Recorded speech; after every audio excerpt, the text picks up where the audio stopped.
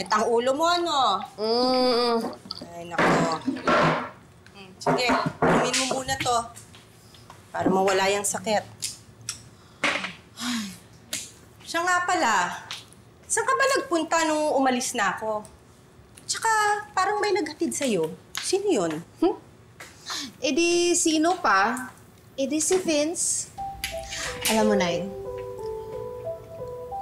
mukhang magtatagumpay na ako sa pagkakataon na to. Olats man ako kay Darius, winner naman ako kay Vince. At nararamdaman ko, malapit nang matupad ang pangarap ko na makapangasawa ng mayaman at pogi. Siguraduhin mo lang, ha? Dahil alam mo naman ng mga lalaki, madaling magsawa.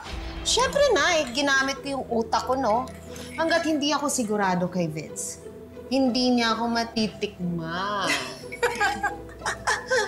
Yan, dapat ganyan nga. Gamitin mo ang utak mo bago ang puso. At kapag nagkataon, matatalbugan ko na si Lucy.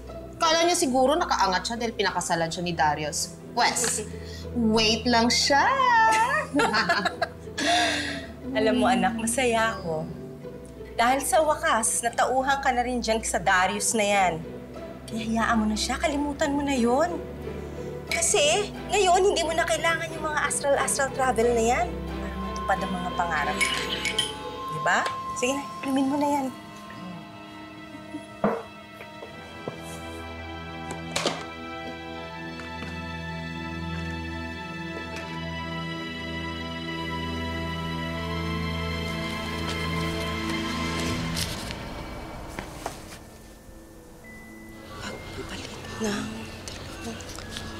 Nay, huwag mo nang basahin yan.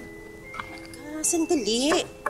Nakita ko kasi dito na papasukan ka lang ng masamang kaluluwa kapag yung kaluluwa mo ay sumapi na rin sa ibang katawan.